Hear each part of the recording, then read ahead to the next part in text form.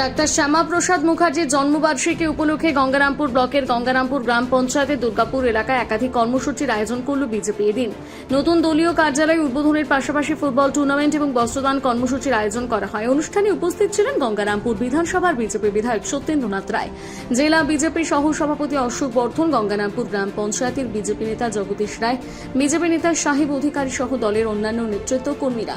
অনুষ্ঠানের শুরুতে ডক্টর শ্যামাপ্রসাদ মুখার্জির প্রতিকৃতিতে মাল্যদান করে তাকে শ্রদ্ধা জানান উপস্থিত নেতৃবৃন্দ। এরপর ফিতে কেটে নতুন দলীয় কার্যালয়ের আনুষ্ঠানিক উদ্বোধন করেন বিধায়ক সত্যেন্দ্রনাথ রায়। দলীয় কার্যালয়ের উদ্বোধনের পর ফুটবল টুর্নামেন্টের সূচনা এবং বস্ত্রদান কর্মসূচির মাধ্যমে দিনটি উদযাপন করা হয়।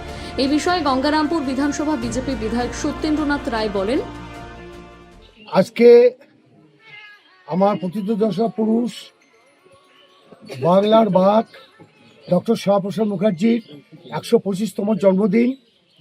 আমার দুর্গাপুরে এই অত্র অঞ্চলের 1 নম্বর মণ্ডলের নেতৃত্বে এখানে আজকে তার জন্মদিন এবং একটা কার্যালয় ভারতীয় জনতা পার্টি সেটা উদ্বোধন হলো।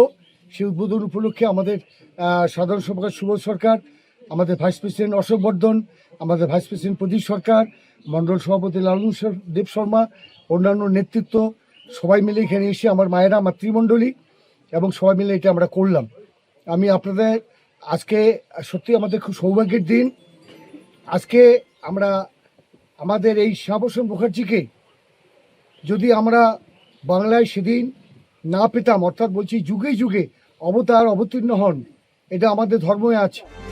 এই বিষয়ে বিজেপি নেতা জগদীশ রায় বলেন, শ্যামাপ্রসাদ মুখার্জির জন্মদিন, সেই জন্মদিন উপলক্ষে আজ আমরা জন্মদিন পালন করলাম এবং আমরা আমাদের একটা দলীয় কার্যালয় উদ্বোধন করলাম। আমাদের এই দুর্গাপুরে 98 এবং 99 নাম্বার বুথে একটা কার্যালয়ের জরুরি দরকার ছিল, তাই আজ আমরা এই শুভ দিনে আমাদের কার্যালয়টি আমরা উদ্বোধন করলাম। সেই সঙ্গে আমরা আরও কর্মসূচি রেখেছি।